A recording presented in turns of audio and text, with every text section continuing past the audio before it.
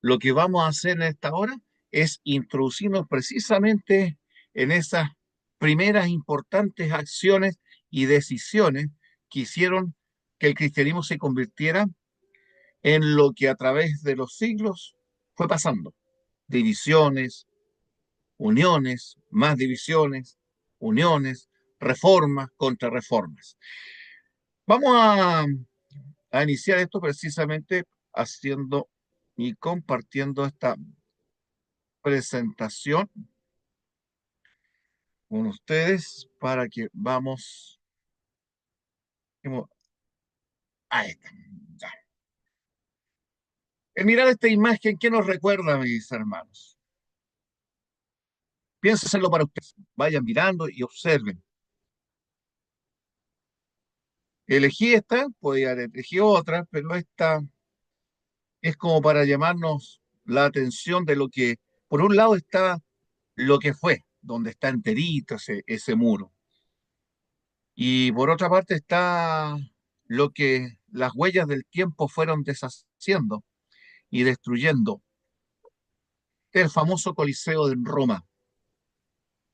Coliseo que ha pasado la historia por recordarnos a veces la infame fama que se hizo por ser el lugar donde muchos siervos, siervas de Dios, hijos, hijas de Dios de todas las edades, honraron al Señor con su sangre, siendo crucificados, a veces lleno ese coliseo lleno de cruces, de cristianos que aparte de ser crucificados eran quemados vivos, se les rociaba aceite de combustión y se les prendía y se les quemaba vivos, o eran arrojados a los gladiadores o eran arrojados a las bestias hambrientas, quienes por supuesto terminaban de la peor manera con sus vidas.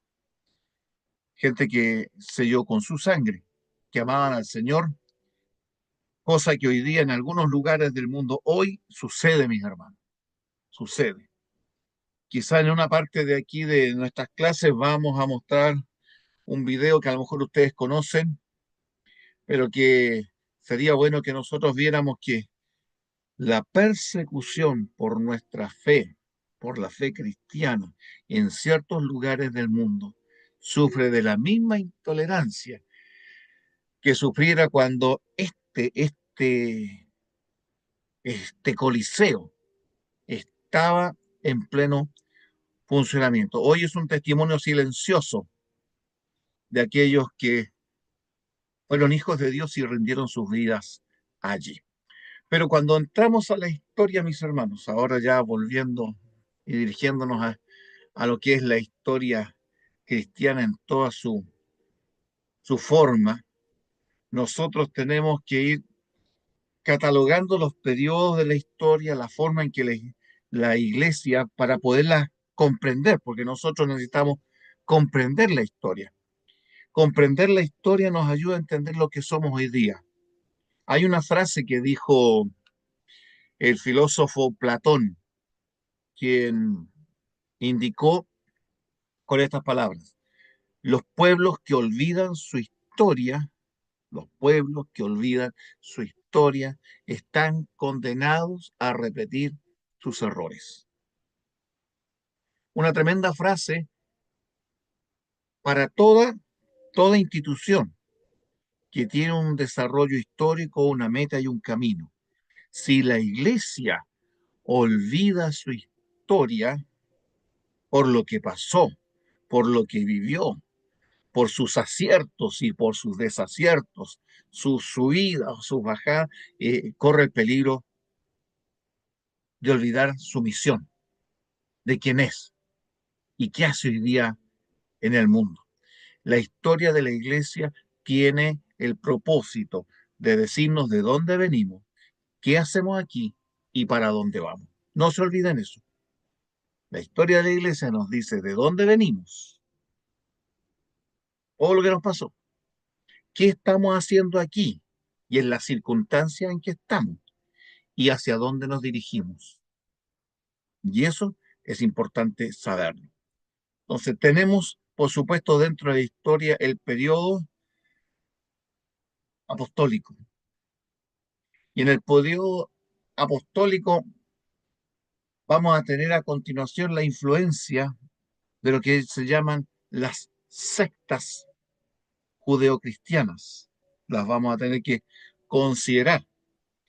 En la Iglesia Apostólica, por supuesto, está lo que nosotros sabemos. Señor Jesucristo marca su ministerio dándole inicio a esta nueva etapa de la historia humana que llamamos la era cristiana. 33 años vivió sobre esta tierra, por lo que se calcula y se hacen las contabilidades a través de la historia y de la Biblia. Muere en lo que algunos consideran la fecha del año 31 de nuestra historia, después de Cristo, habiendo llamado a 12 hombres, teniendo a muchos seguidores, pero estableciendo a 12 que estuvieran permanentemente con él, a quienes le llamó primero discípulos, en griego macetes, un seguidor, un aprendiz, alguien que está permanentemente con su maestro. No como hoy día ocurre en las escuelas. Hoy día en la escuela tenemos alumnos, aprendices, pero no están 24 horas o 24/7 los 360 días del año con su maestro. Un discípulo como los que Jesús formó estaban todo el tiempo, permanentemente con él. Y a estos que estuvieron permanentemente como sus discípulos, llegado el momento, los convirtió en los apóstoles. Palabra importantísima en el idioma bíblico, el apostolein, el apostolado. Apostolein es enviar con un propósito. En el griego tenemos otros verbos que pueden significar enviar, como pempo, pero apostolein es un envío muy especial. Es cuando alguien envía a alguien como un embajador, con una misión, un representante confiable. En el tiempo apostólico la palabra Ya un segundo, apostolei y estoy apostolos en clase. se usaba, se usaba, pero se usaba con Pues sigamos, una, espera. en en el contexto pagano, para hablar de alguien que era elegido, que tenía la confianza de la autoridad, tenía la confianza del rey, tenía la confianza del emperador o de la autoridad que estaba allí encargada, a quien se le encomendaba una misión de llevar un mensaje, de llevar una carta. Y ese apostolein o apostolos que en el contexto pagano se usaba, era un fiel representante de su enviador, de aquel que lo había enviado. Por lo tanto, los discípulos se convirtieron en apostolos, alguien con una misión exclusiva, con una tarea y una responsabilidad muy especial en que se les encomendó. Y ustedes saben lo que dice San Mateo capítulo 28, en los últimos versículos. Por tanto, id. Allí está la misión del apóstol. Por tanto, id por todo el mundo y predicad el evangelio, haciendo discípulos, bautizándolos. Y ahí está la famosa fórmula bautismal, en el nombre del Padre, del Hijo y del Espíritu Santo, y enseñándoles que guarden todas las cosas que yo os he enseñado, lo que el Maestro le había entregado. Esos 12 discípulos recibieron no solo el apostolado, como lo dice Romanos capítulo 1, versículos 1 al 3, el apostolado, sino que también recibieron la gran tarea de predicar al Señor Jesucristo en todo lugar y en todo su significado. Ir por el mundo, predicar el Evangelio, enseñarle a la gente quién era Jesucristo, cuál era la tarea que ellos tenían y a qué misión se les enviaba. Eran heraldos del reino de los cielos. Y estos heraldos, sustentados indudablemente por el poder del Espíritu Santo, el día de Pentecostés, llegaron a todo el mundo conocido. Pablo lo va a decir en sus epístolas del Evangelio que se predica bajo todo el cielo en esta creación. Hacia el final de su ministerio, el Evangelio había llegado ya casi prácticamente a todo el mundo, con en unas circunstancias históricas que podrían haber dicho esto se haría imposible, cuando los viajes se hacían a pie, cuando había peligros, cuando no existía ni el internet, no existía la televisión, no existía la radio, cuando había que ir de persona a persona, de ciudad en ciudad, de aldea en aldea. La tarea que hicieron los discípulos bajo el poder del Espíritu Santo es maravillosa e impresionante, que en pocos años abarcaron el mundo aquel entonces conocido. Cuando Pablo, recuerden ustedes la epístola a los romanos, cuando Pablo llega preso a Roma, él esperaba, si era el plan de Dios, usar a Roma, llegar preso allí, pero de ahí quedar libre y de ahí usar Roma como trampolín para llegar a España, al otro extremo de Europa, porque el mundo se le había acabado a Pablo en el Oriente. En Asia y en Oriente el mundo se le acabó. Él era punta de lanza, él era heraldo, él iba donde el Evangelio no estaba. Y en ese sector ya se le había acabado el mundo. Por lo tanto, su plan era poder llegar a España, o como se le llama en ese tiempo, la Hispanía. Pero el plan de Dios era otro. Su ya cansado discípulo debía descansar y glorificar el nombre de Dios con esa muerte y con ese martirio que sufrió. Por allá se cree por el año 67, 68. Y solo la muerte, pudo detener a los discípulos. Unos murieron crucificados, otros fueron quemados. Se sabe por una leyenda que parece ser muy cierta que el último discípulo fue Juan. Juan se presentó ante el emperador Domiciano y ante Domiciano él fue sumergido en aceite hirviendo y el poder de Dios, cuenta la historiografía cristiana de aquella época, no quedó en los libros, por supuesto, inspirados.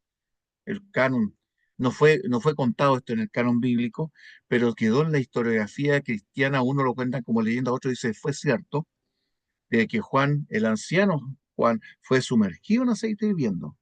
Y ante los ojos impresionados de aquella corte pagana en Roma, el discípulo, el último heraldo de los discípulos, salió indemne, sin ningún daño.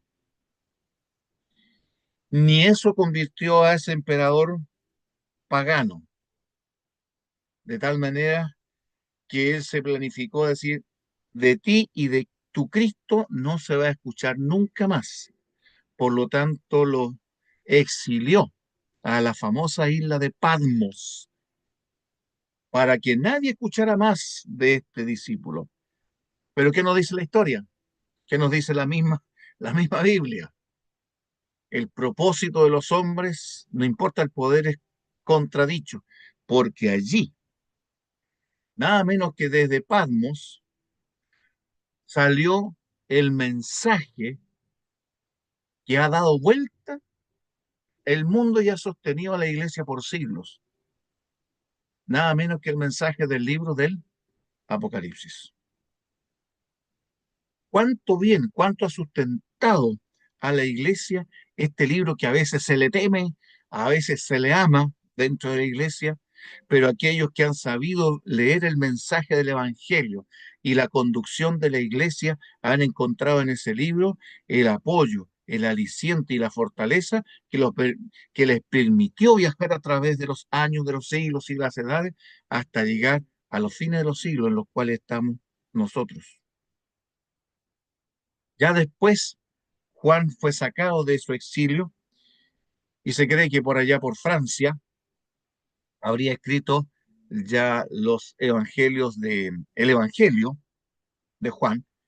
El evangelio de Juan se sabe que es posterior al, al libro del Apocalipsis, así como también las epístolas, las tres epístolas de Juan. Y ahí tenemos un, una visión de la iglesia apostólica y su misión. Pero la iglesia cristiana se enfrentó, como estamos mirando allí, a las sectas judeocristianas.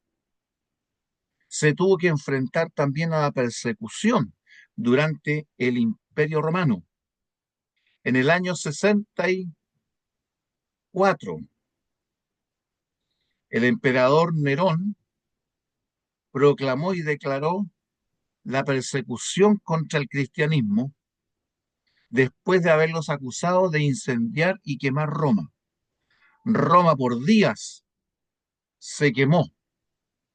2 o 3 tercios de la ciudad se quemaron, porque simplemente el emperador Nerón la mandó a incendiar porque él quería agrandar su palacio. Y como los vecinos que tenía alrededor no le quisieron vender los terrenos, él mandó a incendiar esos terrenos para apropiárselos de una manera ilegal, porque el Senado no le permitió tampoco que los usurpara tomándolos con violencia, pero se le pasó la mano, porque el incendio que provocó se enfrentó con unos vientos que incendiaron cuadras y cuadras y cuadras, y Roma ardió por días y días, de tal manera que, sabiendo los ciudadanos que aquí podría estar implicado el emperador, él, para exculparse, condenó a los cristianos, y que eso era una obra de los cristianos, quienes no querían Roma y estaban en contra de los dioses de Roma y en contra de la jurisprudencia romana, y la gente ávida de creer cualquier cosa le creyó, y de allí en adelante comenzaron los más de 200 años de persecución contra el cristianismo, las persecuciones del Imperio Romano. Si primero la iglesia cristiana tuvo que enfrentar a las sectas judeocristianas que distorsionaban el evangelio de una o de otra manera, después tuvo que enfrentarse también junto con ellos a la persecución del Imperio Romano. Ahora bien, dentro de la historia del cristianismo, ya dijimos que el Juan es el último apóstol, muere alrededor del año 100 de, después de Cristo, algunos dicen a lo mejor un poquito después, pero dentro de este periodo, los que murieron, habiendo muerto ya los discípulos, ellos dejaron sucesores, y a estos sucesores se les conoce como los padres apostólicos, aquellos que habrían sido seguidores y habrían, se supone que fueron discípulos de los apóstoles, que les conocieron personalmente. Tenemos allí, por ejemplo, a Ignacio de Antioquía, Clemente de Alejandría, ¿ya? Eh, Clemente de Roma, son parte de los que se conocen como los padres apostólicos. Y ellos siguen más o menos en sus escritos, quedaron sus escritos, tenemos sus escritos, una buena y significativa porción de ellos, para saber qué creía la iglesia ya en ese periodo de transición desde los apóstoles a ese periodo sin los apóstoles.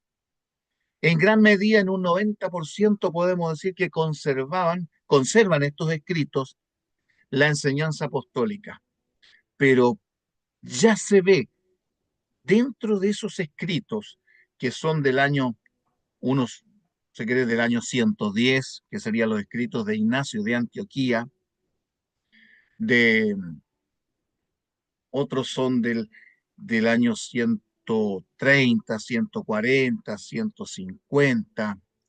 Están las constituciones o la didaché o la enseñanza de los apóstoles, la didaché que se le llama, es un documento, es como un manual de doctrina de procedimientos que se redactó en la iglesia y que se tiene una fecha como el año 150 después de Cristo y que muestran cuáles eran los procedimientos, cuál era la fe, cuál era el pensamiento de ellos. Tenemos también allí personajes como Policarpo de Esmirna, discípulo de Juan el discípulo, que murió también quemado como mártir. Son todos estos que estoy mencionando, son personajes que fueron marcando ese periodo posterior. Y estos padres apostólicos también fueron padres que se les conoce como apologistas. La palabra apologista o una apología es una defensa bien estructurada, ordenada, lógica y razonada de la fe cristiana. Los padres apostólicos también fueron, en más de una oportunidad, también padres apologistas, pues escribieron sendos documentos que mandaron a importantes autoridades del Imperio Romano, personajes destacados, a veces hasta dedicados al emperador o a algún noble, algún senador de la República, o fueron escritos a veces dedicados en defensa de la fe contra líderes judíos, como lo hizo Justino Mártir con su diálogo con Trifón. Trifón o Tarfón era un maestro judío abiertamente opositor y condenador del cristianismo. Y Justino Mártir escribió precisamente su diálogo con Trifón, que es una de las apologías y que ustedes pueden encontrarla en internet, ustedes las buscan, están en español, también pueden encontrarla en el idioma griego en que él la escribió, y también encuentran ustedes documentos que resumen la vida de estos personajes y su obra, y nos hablan de lo importante que fue su tarea en su momento para darle continuidad a esa iglesia cuando ya no tenía a los apóstoles y que se enfrentaba aún a mayores amenazas. Acuérdense, mis hermanos, lo que dijo el apóstol Pablo. Él dijo algo muy importante, porque yo sé que después de mi partida, y ahora nosotros podríamos decir, nosotros sabíamos, y la iglesia sabía, que después de la partida de los apóstoles entrarían lobos rapaces que no perdonarían el rebaño. Pablo lo va a decir en su carta a los tesalonicenses y también a Timoteo, de que vendrían apóstatas, de que vendría apostasía, de que vendría persecución, de que vendría uno haciéndose pasar por Cristo, se sentaría en el templo de Dios como Dios. Esas palabras los cristianos las aplicaron a su época y pudieron enfrentar en esa época la oposición a la cual se enfrentaron, pero terriblemente, que pudo haber destruido a la iglesia. Una de las tendencias, mis hermanos, estoy hablando del siglo segundo, desde el año, vamos a hablar desde el año 80 después de Cristo, hasta el año 200, por lo menos allí, en su mayor fuerza, una corriente que casi conquista el cristianismo, pero como el cristianismo es una obra de Dios y no de los hombres, y por lo cual no venció, fue la herejía gnóstica. El gnosticismo, basado en la palabra griega gnosis, que significa ciencia, significa conocimiento, casi derrota a la iglesia, porque fueron muy astutos quienes fueron los líderes o heresiarcas, se les llama en la historia cristiana. Heresiarcas, líderes de la herejía. O sea, así como un jerarca es el que dirige un grupo de personas, lo de idea, lo orienta, el heresiarca es el líder, pero de la herejía. Los heresiarcas gnósticos combinaron, pero astutamente, lo mejor y lo más llamativo del Evangelio y lo combinaron con ideas paganas, de filosofía, de espiritismo, de ideas de zoroastraísmo, ideas egipcias, ideas griegas, ideas babilónicas, y lo combinaron de tal manera que pudiera decir que lo mismo que creía el cristianismo ya se practicaba, pero con otros nombres simplemente en en la religión pagana. Así como el cristianismo tenía a la Virgen María, la cual tuvo un hijo y dentro del cristianismo se respetaba, no se adoraba. En este siglo segundo de la era cristiana, se respetaba la figura y la memoria de la Virgen María que había tenido a Jesús como su hijo de una manera milagrosa.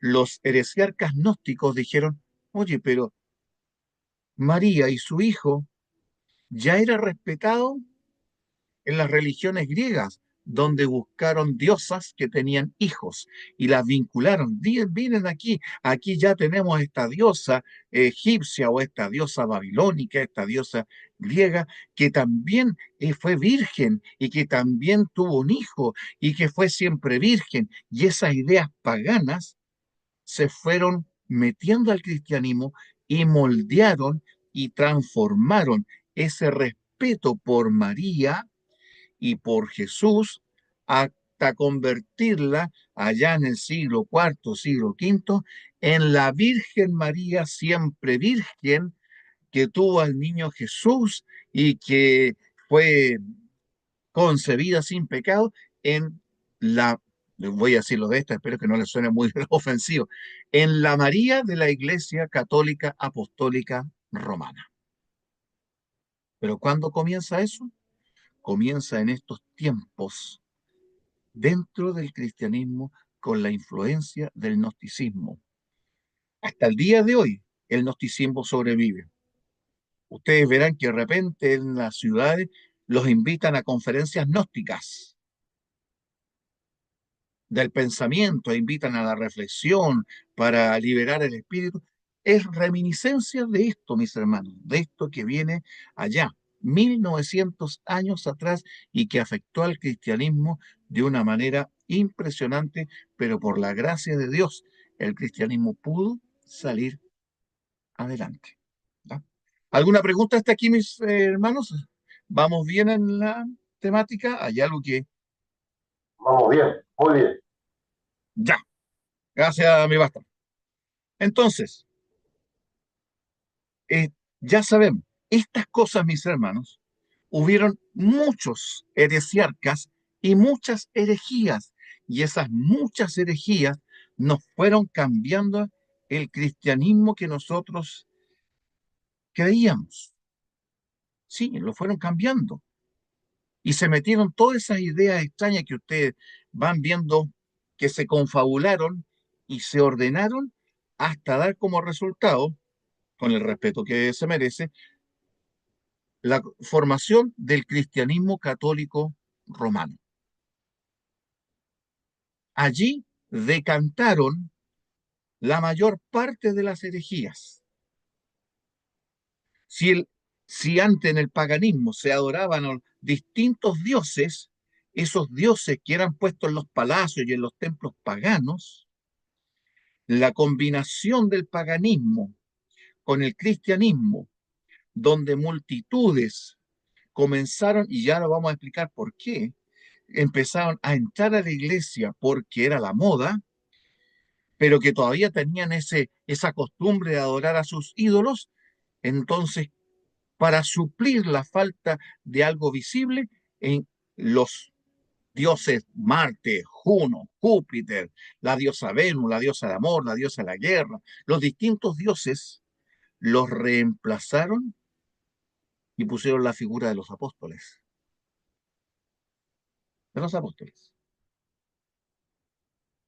Tenemos, por ejemplo, algo que Roma, la iglesia de Roma, lo sabe.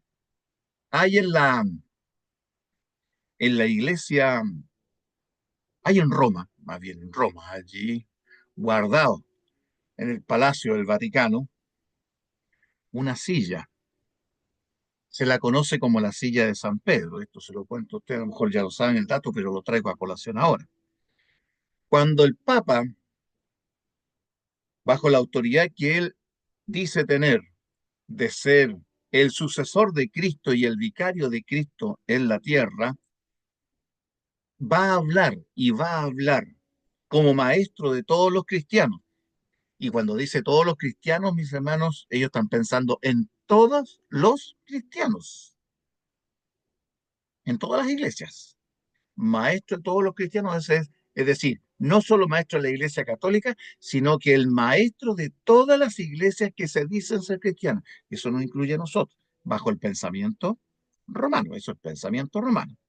Entonces, como maestro de todos los cristianos, y él va a hablar algo infaliblemente, porque el Papa tiene, ustedes saben que tiene ese don de la infalibilidad. Para que el Papa hable infaliblemente, tiene que hacerlo en primer lugar desde la silla de San Pedro, ¿verdad? Desde la silla de San Pedro, que en latín se le llamó Cátedra San Petrus, la cátedra de San Pedro. La cátedra es silla. La palabra cátedra significa silla, una silla para enseñar, para instruir, para dar órdenes. El Papa se sienta en esa cátedra o en esa silla que la Iglesia de Roma proclama que es la silla auténtica, original, que el apóstol Pedro mandó a fabricar cuando él ejerció su pontificado en Roma por más de 20 años, porque según ellos, Pedro fue papa por más de 20 años en Roma y fue el primer papa, y él mandó a hacer esa silla. Entonces el papa se sienta en esa silla, se pone su triple corona que lo declara rey del cielo, rey de la tierra y rey del infierno. Y eso ya es terrible, ya si como van a descubrir la silla es ya algo terrible, más terrible es esa triple corona.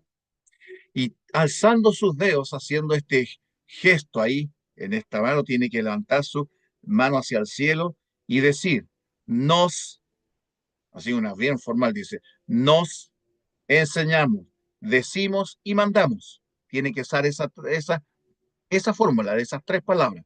No decimos, enseñamos y mandamos. Si no lo dice así, no está hablando infaliblemente. Cuando dice eso desde la silla, con la corona y levantando estas manos, es la voz infalible de Dios según la Iglesia de Roma. Y de allí habla infaliblemente para decirle a los cristianos lo que tienen que hacer. La última vez que habló fue en el Concilio Vaticano I, por allá por el año de 1800, cuando el Papa Pío XII, no, Pío no, no, perdón, Pío no, no, levantó sus manos y declaró que la Santa Virgen fue trasunta en cuerpo y alma al cielo. Y se acabó la discusión que en ese momento tenía la Iglesia Católica. Una discusión si la Virgen María realmente era lo que se enseñaba o no era lo que enseñaba la Iglesia Católica. Y estaban ganando aquellos que decían, no, María simplemente está muerta, ella está en la tierra, no sube al cielo, no es intercesora, no es mediadora, no es nuestra representante, pero hasta que el Papa dijo, aquí estoy perdiendo, levanta sus deditos y declaró que la Santa Madre de Dios, después de decir, nos decimos, mandamos y enseñamos que es deber de todos los cristianos creer que la Virgen, la Santa Madre, fue de Dios, fue trasunta en cuerpo y alma al cielo. Se acabó la discusión, el Papa habló infaliblemente, y eso es materia obligatoria de fe para todo cristiano, especialmente para el católico. Pero tiene que hacerlo de esa silla. Pero ¿saben lo curioso de esto, mis hermanos, como curiosidad histórica? Por allá por el año 1960 se mandó a hacer una investigación histórica para fechar la silla de San Pedro. Y resultó que la silla de San Pedro no es del primer siglo, resultó ser del siglo VII después de Cristo. Y cuando se la limpiaba, encontraron grabados, le sacaron la basura y encontraron que en la silla están grabados las 7 obras, los 7 logros del dios, del semidios pagano griego Hércules. ¿Qué hacen esas grabaciones paganas en la silla, en la cátedra de San Pedro? Y esa silla para ellos es sagrada. El Papa cuando habla infaliblemente tiene que hacerlo desde esa silla. Y resulta que la silla es una terrible fraude. Pero eso la Iglesia de Roma no lo va a decir. Por eso que nosotros necesitamos aprender de historia. Imagínense, el Papa que tiene que hablar infaliblemente tiene que hacerlo de la silla de San Pedro, una silla pagana, completamente pagana, que no es ni siquiera del primer siglo. Esto para que tengamos algunas curiosidades de la historia, entre otras que hay, mis hermanos. Pues bien, volviendo a esta primera etapa, ya tenemos la Iglesia Apostólica, la lucha contra las sectas judías que insistían en que el cristianismo tenía que seguir guardando el ceremonial judío, tenían que circuncidarse, guardar el sábado a la manera de los judíos, y de eso el cristianismo se estaba desprendiendo, de las tradiciones, de todo el invento de los eh, de las sectas judías, especialmente del rabinismo judío, y por esas mismas razones las sectas judeocristianas comenzaron a atacar al cristianismo fiel, al que se conservaba en el Evangelio, y surgieron algunas que ya vamos a ver en detalle lo que querían y lo que pensaban. Ahora, toda la persecución que se inició con Nerón duró hasta el año 313, periodo de persecución. Aquí tenemos la era de los mártires, mártires que fueron quemados vivos por su fe, echados a la fiera, perseguidos, empalizados, crucificados, torturados, de la manera más horrible que se podía pensar, mis hermanos. Qué horrible. Es el periodo que algunos intérpretes del Apocalipsis lo relacionan con el mensaje a la iglesia de Esmirna. Cuando el Señor fortalece a su iglesia de Esmirna, diciéndole, no temas nada de lo que vas a padecer. Sé fiel hasta la muerte, yo te daré la corona de la vida, vas a padecer, algunos van a ser torturados, pero el llamado es, sé fiel hasta la muerte y yo te daré la corona de la vida. En ese periodo, ese mensaje a esa iglesia sostuvo la fe de aquellos que eran muertos, muertos a veces con los niños en los brazos de las madres. En ese coliseo romano, las mujeres entran con sus niños pequeños en los brazos y tenían que ver cómo las bestias devoraban a sus hijos. Los untaban con sangre para que el instinto del animal se despertara dentro del hambre que tenían, porque los sujetaban a hambre, con tal de que pudieran destrozar a los cristianos. Y eso, las multitudes que se sentaban alrededor de ese circo lo vitoreaban con gritos y fiestas. Ese periodo es terrible, mis hermanos. Yo no sé cuántos de nosotros hoy día, aquí en nuestro cristianismo actual, podríamos tener la fe de esos mártires y estaríamos dispuestos a morir por Jesús. Ay, nos cuesta tanto vivir por Jesús, mis hermanos. Y más difícil a veces nos va a ser morir por Jesús. Qué importante es este punto, mis hermanos, de saber tener la fe de los mártires. De ellos, yo les mencioné a uno de ellos, Policarpo de Esmirna. Policarpo de Esmirna se ganó un prestigio de ser un hombre justo, noble, de muy buen testimonio, pero llegó el momento en que las autoridades romanas lo apresaron y lo amenazaron de que renunciara a su fe, que respetara su edad, le dijo ahí el jurado romano, le dijo, Policarpo, respeta tu edad y tus canas, salva tu vida, niega a Cristo y sacrifica a los dioses. Tenía que ofrecer una ofrenda ahí a los dioses. Si no vas a morir, esperan las llamas. El testimonio de Policarpo fue, y fue escrito, dice, he servido a mi Señor Jesucristo durante 80 años de mi vida, y Él no me ha fallado en ningún día de mi vida, de estos 80 años. Y preguntó él, ¿habría yo de fallarle a Él en este, el último día de mi vida? No, dijo, no lo haré. Lo ataron a la estaca, lo rociaron del aceite y murió, quemado, Policarpo de Esmirna. Su testimonio fortaleció a muchos cristianos a través de los siglos. Justino mártir. ¿Por qué se le llama Justino mártir? Porque también fue mártir. Puede escribir su defensa del cristianismo, su apología, su primera, su segunda apología, su diálogo con Trifón por su fe, aunque de repente cometió errores doctrinales porque no tenía ahí, no era fácil tener el Nuevo Testamento completito como nosotros lo tenemos tan fácilmente, pero él lo más esencial y lo más importante del Evangelio lo tenía. Y aunque en algunos aspectos podía haber estado equivocado, en algunos aspectos donde mezcló la filosofía con la fe cristiana, sí amaba al Señor Jesucristo. Y lo amó de tal manera que estuvo dispuesto a dar la vida por el Señor Jesús.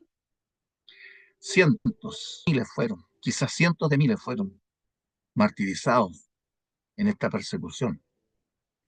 A los cristianos se les llamaba ateos. Y parece irónico, ¿no?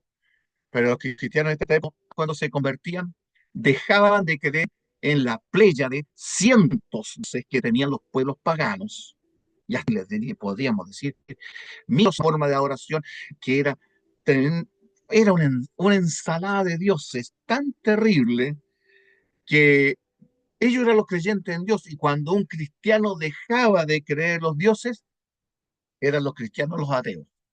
Por lo tanto, los romanos decían, mueran los ateos. ¿Y quiénes eran los ateos? Irónicamente, eran los cristianos. Pero salieron adelante mis hermanos, dieron su vida y otros se conservaron en las catacumbas, escondidos a veces en las cuevas de Roma. Si usted algún día tiene, el Señor le permite el privilegio de viajar a Roma, ojalá pueda tener la oportunidad de visitar las catacumbas debajo de Roma, en cuevas donde por años vivían a veces sin ver el sol.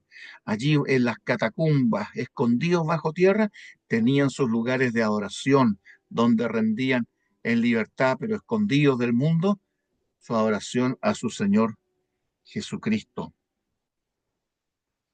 Es un testimonio impresionante. Por mencionar alguna cosa, hermano Patricio,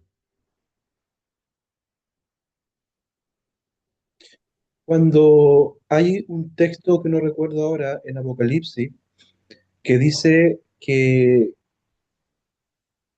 es justamente por lo que usted me vino por lo que dijo usted, dice que toda rodilla adorará al Señor y dice que menciona a la rodilla de aquellos que están en el cielo, dice, se arrodillarán aquellos que están en la tierra y debajo de la tierra. Entonces, yo siempre me había preguntado qué significa ese texto. Y si pensamos que Apocalipsis está dado en el contexto de las primeras persecuciones del pueblo cristiano, y usted mencionando de que se hacía adoración en las catacumbas, entonces posiblemente a lo mejor el Apocalipsis en esos primeros capítulos donde menciona ese texto está haciendo alusión a ese tipo de adoración de los cristianos escondidos debajo de la tierra. Posiblemente, estoy pensando, estoy Es posible, mi especulando. hermano. Es, es perfectamente posible, porque eh, tenemos ahí dos textos que usted está mencionando, el de Filipenses capítulo 2, para que en el nombre de Jesús se doble toda rodilla de los que están en el cielo y los que están en la tierra y debajo de la tierra, y toda lengua confiese que Jesucristo es Señor, para gloria de Dios Padre. Entonces, es muy posible que dentro de ese adorar en el cielo, en la tierra y debajo de la tierra, el Señor estaba pensando en aquellos que escondidos bajo la tierra, escondidos en cuevas. Y eso está no solo en Roma, hay muchos lugares a través de Europa y Asia donde los cristianos vivieron escondidos en cuevas. Recuérdense que Apocalipsis 12, si nosotros le hacemos una aplicación a la historia del cristianismo, la mujer, la iglesia verdadera, la iglesia de Jesucristo, tuvo que huir y ser llevada al desierto para allí ser sustentada y protegida ¿de qué? De la persecución del dragón. Si el dragón lo interpretamos como Satanás y la iglesia es la mujer, el cristianismo se tuvo que ir a lugares inhabitados, a cuevas, a valles, a montañas, a debajo de la tierra. ¿Para qué? Para poderse salvar de la persecución intolerante, que no solo era el hecho de matarlos, sino que el perseguidor, cuando es inspirado por Satanás, te trata de matar tan lentamente para provocar y motivar que tú renuncies a tu fe. La, la Inquisición de la Edad Media, la institución en nombre del cristianismo romano, sí, más criminal de todos los tiempos, idearon formas de hacer que aquellos que eran torturados por la Inquisición sufrieran tan lentamente y que murieran tan lentamente que el horror los motivara a que renunciara a la fe para renunciar al dolor. Y eso es espantoso, mis hermanos, espantoso. Hoy día se niega todo eso. Los cristianos hemos estado olvidando nuestra historia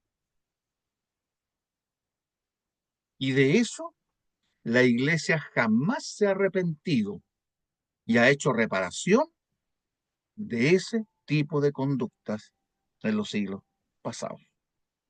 Es más, hay hermanos evangélicos que con gusto le irían a aplaudir y a darle la mano y a abrazar a aquella autoridad de Roma que fue la responsable de la muerte de tantos hijos de Dios, de nuestros hermanos, si los del pasado también son nuestros hermanos,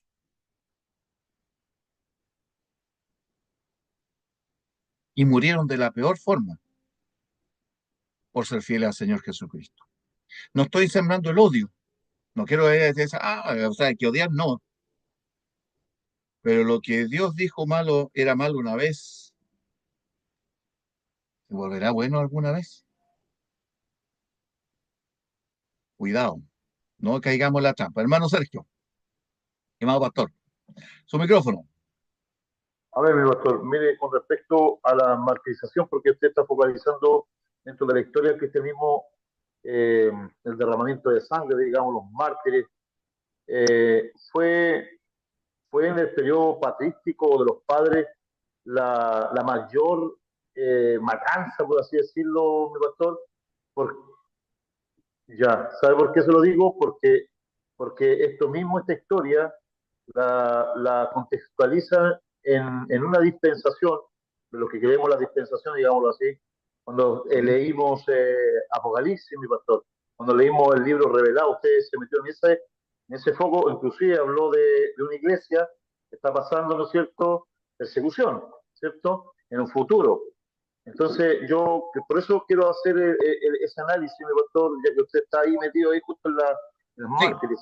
Si no fue en el periodo patrístico, mi pastor, fue entonces en el periodo de los apóstoles, digamos. Por favor, me pueda corregir, me pueda ayudar en sí, eso. mire, tenemos que tener en cuenta lo siguiente, mi hermano. Quizá nosotros podemos tener nuestra visión dispensacionalista, no dispensacionalista, pero eso ya es parte de la teología que nosotros hacemos.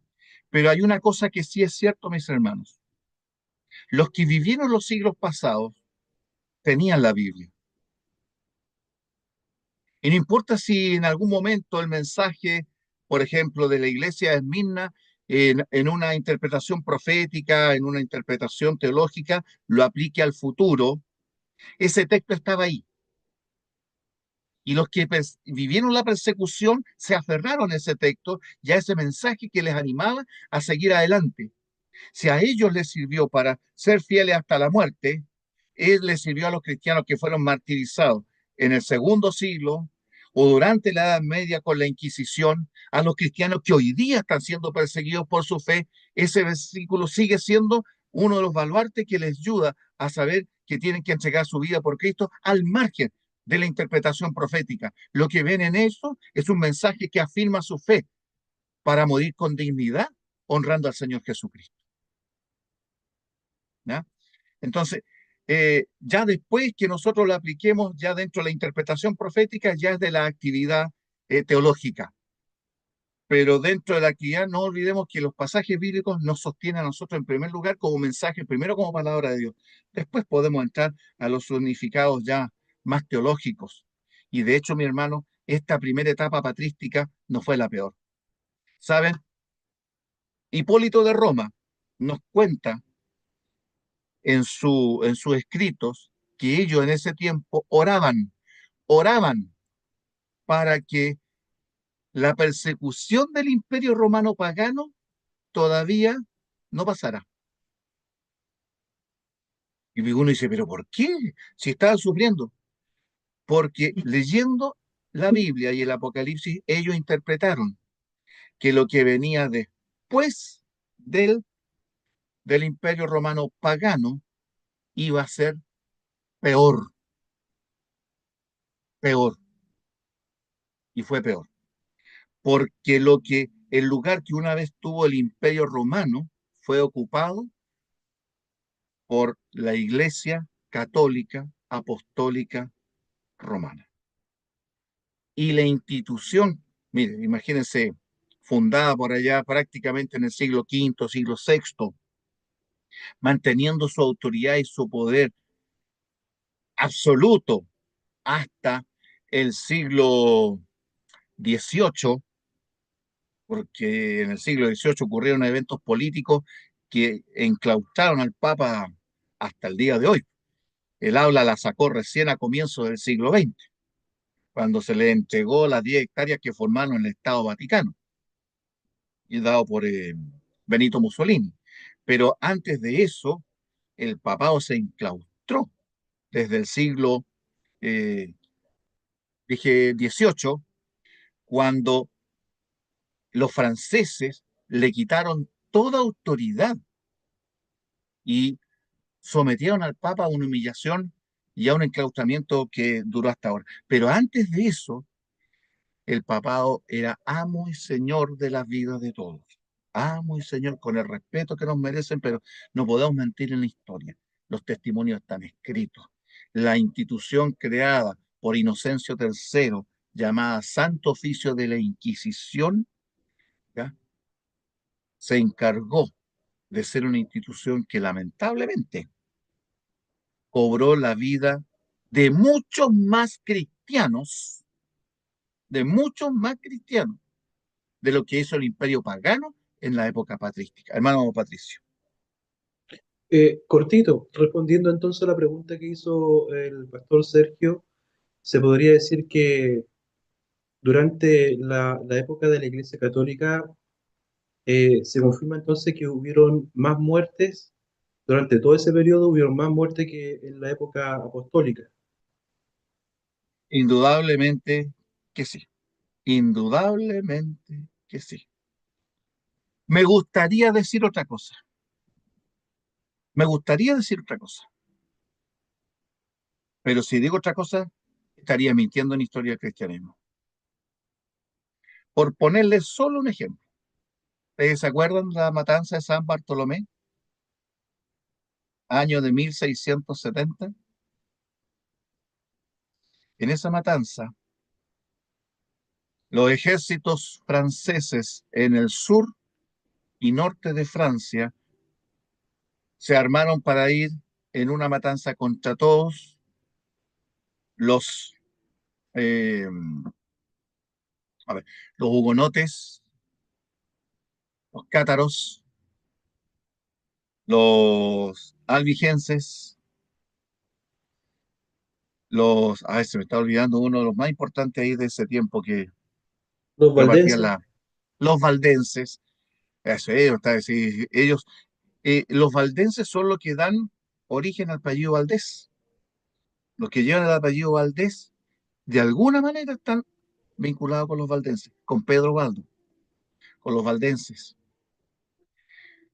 ¿Qué hacían ellos? Ellos eran comerciantes, vivían en el campo, en las montañas, en las ciudades, en los villorrios, y eran comerciantes, y donde encontraban a una persona le compartían el evangelio, la salvación por la gracia de Cristo, por el amor. Y si encontraban a alguien digno, a veces de entre sus ropas sacaban con mucho temor trocitos en papel de pasajes de la Biblia y se los entregaban, o hojitas que eran entregadas. Encontrar a un solo cristiano valdense con un pedazo de un solo versículo de Isaías 41:10 era motivo de ser quemado vivo, porque estaba prohibido hacer eso, no se podía compartir la palabra de Dios en el lenguaje del pueblo, y menos que ellos lo compartieran. Por lo tanto, se ordenó una matanza. Ubicaron la estrategia donde estaban todos ellos, y en una noche se dio el golpe. Más de entre 70.000 y 120.000 cristianos valdenses, hugonotes, cátaros y albigenses fueron martirizados, muertos a espada, degollados, colgados, crucificados, despeñados desde las quebradas de donde estuvieran por su fe, en términos de una semana. En una semana. Cuando se iba a dar el golpe, el jefe de las fuerzas se acercó a las fuerzas militares, se acercó nada menos que al obispo de allí y les dijo: Monseñor, cómo distinguiremos a los cristianos católicos de los herejes y de los cristianos apóstatas? ¿Sabe lo que contestó la autoridad religiosa ahí? Le dijo esta palabra: matad, matad a todos, que Dios en el cielo hará la diferencia, pero ustedes los matan a todos. Es solo un ejemplo. Y les menciono que la Inquisición fue creada por allá por el año de 1250. Y aún existe la Inquisición. ¿Ustedes creen que la Inquisición desapareció? No. Está viva y goza de buena salud. Se le cambió el nombre. Hoy día se le llama simplemente Congregación para la Doctrina de la Fe. Congregación para la Doctrina de la Fe. Nombre original: Santa Inquisición. Hermano, se nos fue el tiempo. Ya son las 21:12, así que dejo el momento para alguna pregunta, algún comentario que ustedes quieran hacer en este minuto de lo que hemos estado estudiando. Le doy la bienvenida a nuestro hermano Máximo, a quienes no hay, a Jorge Soto, a hermano Cristian Vargas, David Benjamín, hermano Jesús ahí que lo estoy viendo, bienvenido, que Dios le bendiga. ¿Ah? Y estoy ahí atento a lo que ustedes quisieran preguntar o comentar de lo que estamos viendo. Es así, a pinceladas de esta época patrística, aunque avanzamos un poquito también al futuro.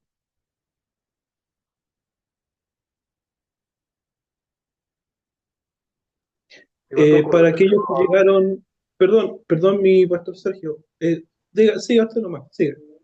Bueno, voy a decirlo rápido después para que mi pastor Sergio, lo que iba a decir es que le responda la pregunta al pastor Sergio que le va a hacer, ¿ya? Y después, si puede mencionar un poquito lo que se habló al principio para los hermanos que ingresaron después, hace poquito, si lo Ya, puede repetir respecto a lo que se va a pasar en la historia del cristianismo. Eso, mi pastor ok, Sergio, por favor. ok. Pastor Sergio, amén, mi hermano director y mi pastor. No, no, yo quería, me quedé perdido un poco que llevaba la línea. Y cuando mi hermano Patricio habló de los Valdeses, usted dijo un nombre Valdés o los Valdeses que venían la. Esa parte de esas personas, ¿dónde encontramos la historia, mi pastor? ¿En qué momento? Porque venía un poco, me desconecté de ahí. Y justo ya. el hermano Patricio le dijo que faltaba un grupo, que era lo más importante, pero eso es parte de qué parte, o sea, más de redundancia, qué parte de Lo- qué historia, digamos.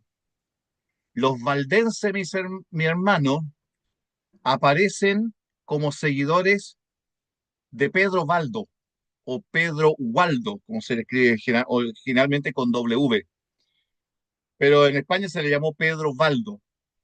Él era un comerciante por allá por el año, cerca del año, entre el año 1200 al 1300.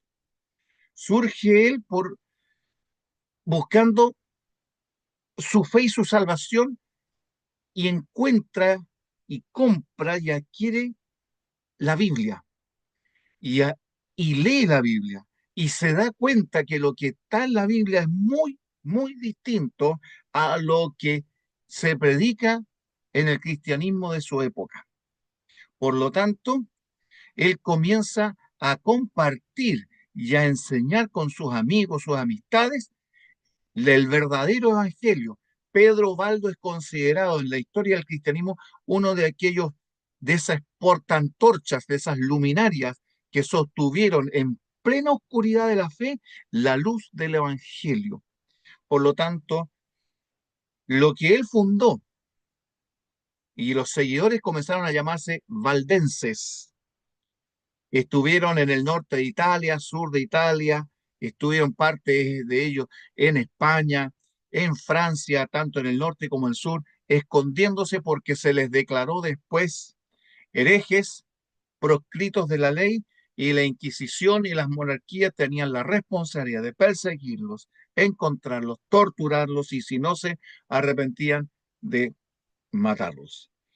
Y el ejemplo que estaba dando es de este evento del año 1670-73, me parece, más específicamente, la famosa matanza de San Bartolomé. Era precisamente la noche del santoral católico de San Bartolomé, donde entre 80.000 y 120.000 cristianos, algunos dicen más, fueron muertos sin distinción alguna por los soldados en nombre de la Iglesia de Roma. Cuando las noticias de esta matanza llegaron a Roma, el Papa ordenó que todas las campanas de todas las iglesias tocaran alegres sones, se hicieran cantatas, se hicieran te deum, y él hizo una procesión de agradecimiento a Dios por la matanza de los herejes. E incluso mandó a acuñar una medalla de oro para el rey de Francia. Por un lado, la figura de un ángel de la muerte y por otro un mensaje de bendición que el mismo Papa le mandaba al rey de España por haber hecho tan lindo favor a la iglesia de matar a tantos siervos de Dios. Pero hermanos, los vamos a encontrar y un día es posible que escuchemos de su boca la manera que glorificaron al Señor ellos. Y vamos a ver y nos vamos a sorprender de hombres de mucha edad y hasta de niños pequeños enfrentando esta situación. Y para quienes llegaron un poquito más tarde, estamos concentrándonos, mis hermanos, en el periodo patrístico de la historia. Hablamos de la fundación de la iglesia con nuestro Señor Jesucristo, cómo lo formó primero como discípulos, estuvieron con Él, aprendieron de Él, vivieron con Él, y a esos que fueron discípulos los transformó en los embajadores, embajadores que tenían la responsabilidad de ser fieles comunicadores de ese mensaje, por vida, por palabra y por testimonio. Y eso es lo que se convirtió en el apostolado, el apostolein, que tiene, es una de las palabras gloriosas del Nuevo Testamento, el saber que hemos recibido el apostolado y hoy día seguimos con ese. No somos apóstoles, pero la misión de apostolado está sobre cada uno de nosotros. Somos enviados como embajadores a un mundo, como Pablo dice, como embajadores de Cristo, proclamarle al mundo reconciliados hoy con Dios. Esa fue la labor de los apóstoles. Después hablaba de que una vez que murieron los apóstoles, vinieron una serie de cristianos que se les llama los padres apostólicos, que siguieron en más de un 90% la enseñanza apostólica, pero ya se empezaron a filtrar herejías, enseñanzas que no se correspondían con la completa y sana doctrina apostólica. Figuras, pequeñas brechas donde empezó a filtrar la herejía que fue creciendo a través de los siglos para terminar en el siglo tercero, ya con la formación de la Iglesia de Roma, siglo cuarto específicamente, perdón, siglo cuarto, con la formación de la Iglesia de Roma, con la aparición de la figura del Papa, con una Iglesia católica. La Iglesia sí es católica porque es universal. La Iglesia apostólica sí porque se basa en los apóstoles, pero lo que no era la iglesia era romana. ¿Dónde fundó Cristo la iglesia? ¿La fundó en Roma o la fundó en Jerusalén? ¿Dónde murió él? Murió en Jerusalén. Jerusalén. Ni un profeta debe morir fuera, lejos de Jerusalén. ¿No lo dijo así cuando él iba a ser martirizado? ¿No le dijo a los discípulos, quedaos aquí hasta que seáis investidos del Espíritu Santo? ¿Y eso ocurrió dónde? Jerusalén. La iglesia es católica, es apostólica y es de Jerusalén. Eso de romana, esa es la parte que nos echa a perder todo el panorama de lo que viene después en la historia, el apellido romano, ¿verdad? Así que en eso estamos y es lo que estábamos comentando hasta ahora mis hermanos, ¿verdad? Gracias por estar en esta clase. Disculpen si hablo mucho, preparen sus preguntas. El video va a quedar para que ustedes lo revisen y si aparecen después preguntas, ustedes lo comenten. Busquen la literatura. Hay, hay muy buena literatura en PDF que pueden ustedes bajar de internet sobre la Iglesia Apostólica, ¿ya? Eh, Willington Walker, eh, Historia del Cristianismo, hay uno, Historia del Pensamiento Cristiano de Justo L. González, nos va a complementar esto, mis hermanos, para que nosotros nos informemos. Tenemos que leer, mis hermanos, leer, leer, leer, porque cuando leemos de la historia nos damos cuenta lo difícil que ha sido ser cristiano y cómo Dios ha sustentado a su pueblo a través del tiempo. Bien, yo llego hasta aquí, mi hermano Patricio. Si usted algunas palabras, si no, hacemos el cierre de la clase. Sí, sí, por favor, puede cerrar con una oración y Ya, terminamos. mis hermanos, allí donde estamos, inclinamos nuestros ojos y oramos. Querido Dios y Padre nuestro que estás en los cielos, te damos gracias, Señor, porque plugo en tu sola y maravillosa y grandísima potestad fundar tu pueblo, la iglesia cristiana, que ha pasado por las más terribles pruebas. Ha tenido momentos de gloria y también, tú sabes, Señor, los momentos difíciles en que tú acompañaste a tus hijos, hijas de todas las edades a ser fieles. De allí, de los lugares más recónditos, escondidos en las selvas y aún debajo de la tierra, cantaron y glorificaron tu nombre y predicaron el nombre todopoderoso del Señor Jesús. Señor, hoy día, cuando parte de esa historia se nos olvida de que un cristiano está dispuesto a entregarlo todo por amor al Salvador, pedimos que tú nos hagas vivir y sentir lo que ellos sintieron, el gozo que sintieron y también las lágrimas que en algún momento tuvieron que derramar. Valorar su sangre, Señor, que es preciosa hasta tus ojos, la sangre de tus hijos, para que un día, Señor, podamos compartir con ellos la eternidad. Bendice a mis hermanos aquí reunidos, guárdales y protégeles, y que esta aventura de conocer la historia de la iglesia cristiana nos aferre cada vez más a saber que tenemos un maravilloso Dios que nos guía en su amor y gracia. Lo pedimos y lo agradecemos todo esto, Señor, en el nombre de Jesús. Amén. Amén. A mis Amén. hermanos, que estén muy bien, que Dios les bendiga, que Dios les proteja a todos. Cualquier Buenas cosita, noches.